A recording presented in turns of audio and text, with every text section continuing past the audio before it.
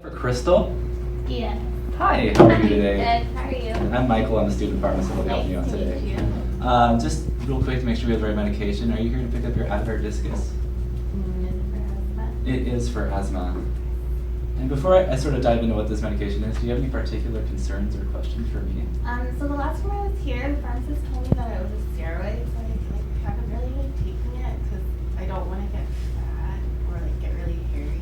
So I don't know. I'm kind of worried about the side effects of this. Yeah, that can sound really scary. And so really quickly, there's different types of steroids in the body. The ones you're thinking of are anabolic steroids. Those are the ones that the bodybuilders use. This is a corticosteroid. It works on a completely different part of the body, sort of the chemistry is different.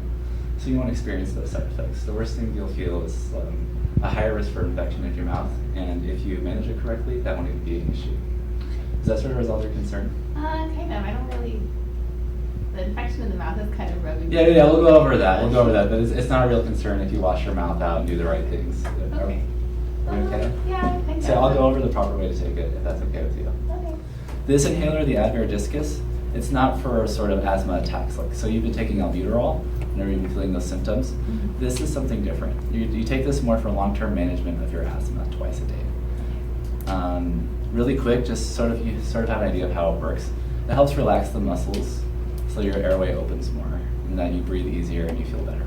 Also, one of the problems with asthma is inflammation, and that helps reduce it, so your tissue can heal better and sort of just easier breathing in general.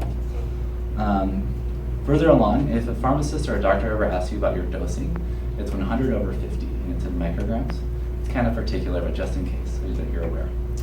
And lastly, the most important thing is taking your asthma inhaler correctly. So something I just walked through, this is a typical Advair Diskus inhaler. The first step, you're going to see your finger would fit right here, you just slide it open. And you'll notice, for reference, the number of doses you have remaining sits right here. After you slit it open, you're going to pull this down, and that loads your dose. It only loads one dose at a time, so don't worry about taking multiple doses at once or something. You physically can't do that. Once your dose is loaded, you see this hole right here, you're going to put it in your mouth and inhale for 10 seconds, and then sort of hold your breath so it can sit in your lungs, and then slowly exhale. Once you're done with that, you just simply close it up like this, and store it in a cool, dry place. Does that make any sense? Do you have any concerns about that? I think it's okay. I was just wondering, so this doesn't have it doesn't work like my albuterol? How is it different? Yeah, so your albuterol is more of a short-acting thing. When you have an asthma attack, you feel like you can't breathe, your airway gets smaller. That helps for immediate relief. This is more to prevent, it sort of prevents outbreaks in the future.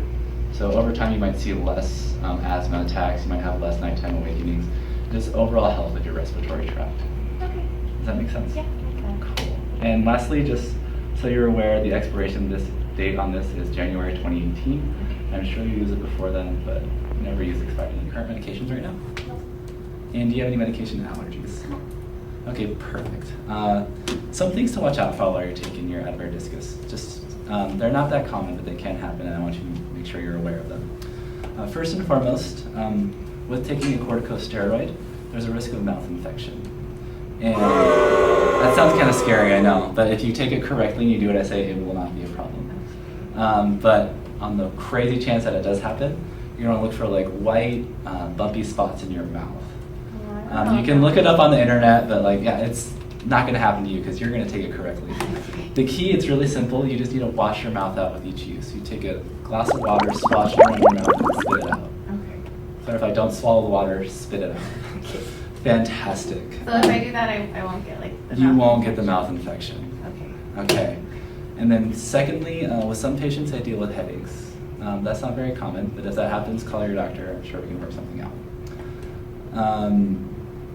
And it's important to remember sort of what you're looking for to make sure your medication is working.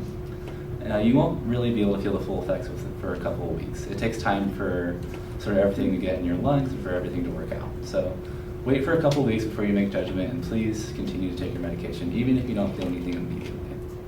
And some of the things you might feel to know the medication is working, you'll have less frequent asthma attacks. Just day to day, your airway will be more clear and you'll be able to breathe easier. Do you have any concerns for what to look for with your medication, or do you feel okay about that? So the biggest side effect is that weird white bumpy infection? Yeah, it's not very common again, and if you rinse your mouth out, but That and the headache are the two things to look out for. So There's I'm no not gonna like, get fat.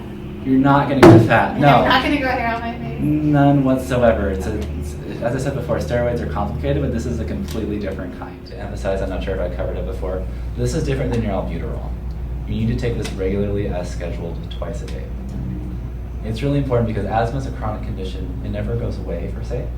And as you take this every day consistently, your symptoms will feel better and so you'll be able to breathe more. Your albuterol, however, only use it when you need it, when you have an asthma attack. In fact, the less frequently you need it, that shows that this medication is working for you. Okay. Does that make sense? So it's really important that you continue to take your meds even if you feel better or if you haven't had an asthma attack in a long time.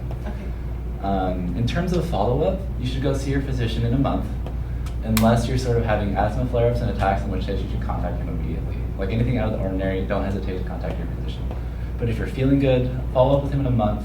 You'll sort of review the medication, see if you should continue it or try something else. Do you have any questions about that? No. So I'm not gonna get fat.